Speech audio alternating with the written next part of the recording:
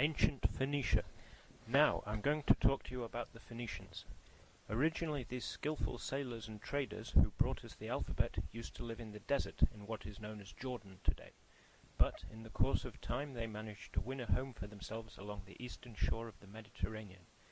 That was just to the north of Palestine, in a land which was known as Phoenicia and which is called Lebanon nowadays. In the deserts, the Phoenicians led a nomadic life. When they arrived in Phoenicia, they adopted more settled ways and quickly became town dwellers. But they remained wanderers at heart. Earlier, they had wandered endlessly over the sands on their camels. Now they took to ships and began to wander endlessly over the sea. At first, it is true, they were much less famous as traders and seamen than ancient Greeks. For quite a long time, they kept to the coasts and refused to sail out into the open Mediterranean. Down to about 1200 BC, most of their trade was with ancient Egypt, which they were able to reach by following their own shoreline southwards.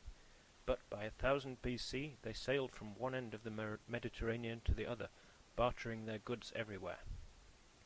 Commerce became the Phoenicians' life.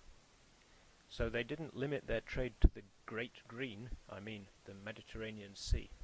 Soon they sailed through the Straits of Gibraltar onto the Atlantic Ocean, all the way to today's England. When Phoenicians travelled over these vast areas, they didn't simply do business. They founded trading posts in cities like Carthage in Tunisia, and Icosium, Algiers, and Hippo, Annaba in present-day Algeria. They also spread ideas and inventions.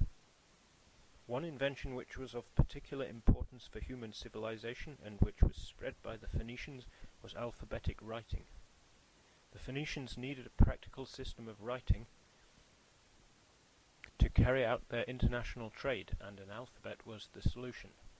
Their alphabet was probably adapted from Egyptian hieroglyphics. The Phoenician alphabet was eventually adopted and adapted by the Greeks and later by the Romans. By the way, the Greek word biblos, book, was taken from Byblos, a Phoenician city which exported papyrus. Do you know what this city is called today? Adapted from Victor Skip out of the ancient world.